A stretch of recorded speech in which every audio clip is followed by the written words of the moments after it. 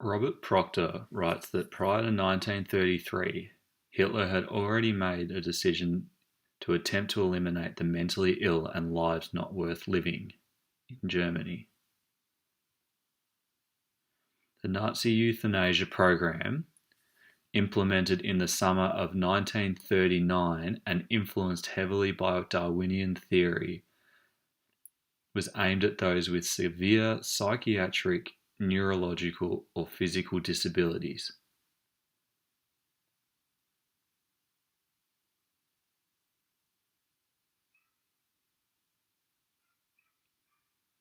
These disabilities were seen as a financial and genetic burden on Nazi Germany during the war and were heavily supported by the Volksgemeinschaft.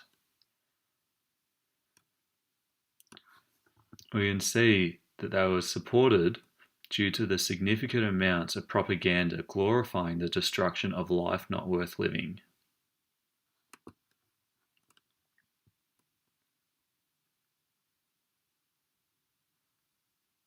Propaganda presented the mentally ill and disabled as a burden on the German community, using up resources, money, and food that could better have been spent on the Nazi war effort.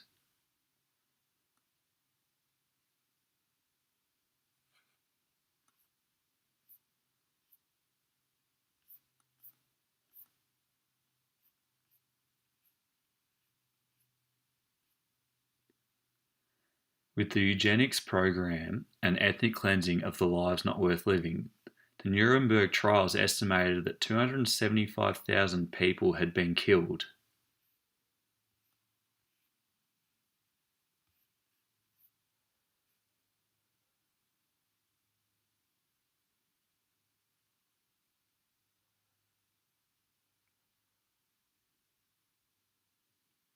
The euthanasia program was headed by Karl Brandt, a medical doctor, and Hitler's physician Philipp Bauer, the director of Hitler's chancellery.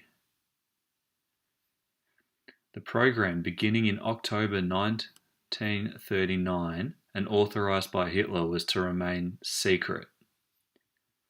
Initially, families of the victims did not know the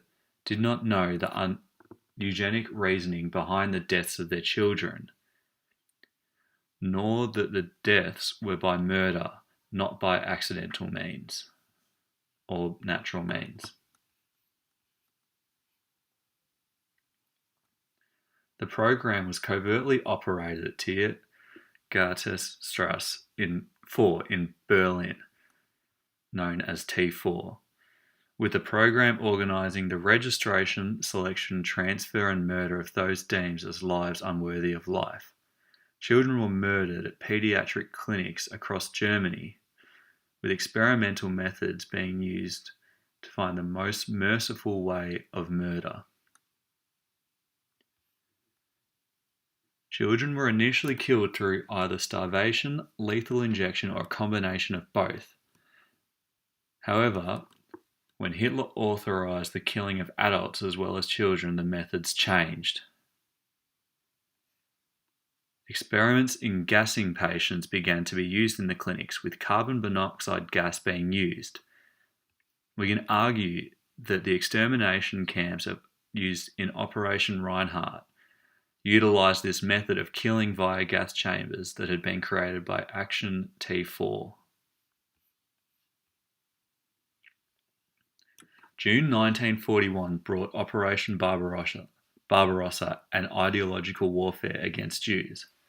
With it, mobile killing squads, the Einsatzgruppen, executed Soviet Jews through mass shootings.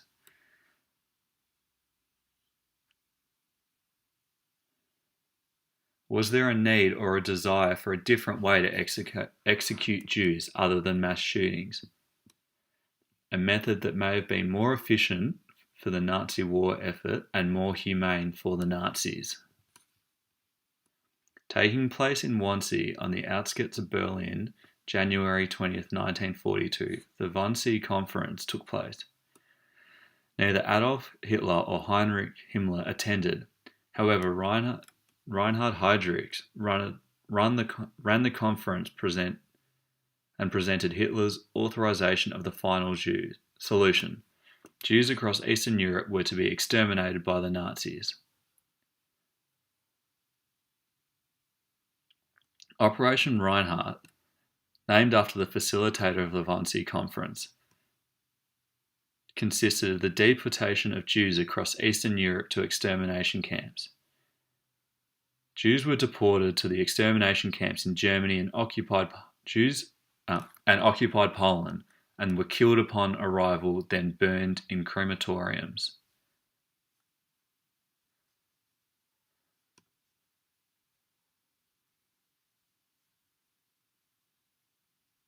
The method of killing that was developed by Action T4 of murdering gas chambers on a mass scale was utilised here.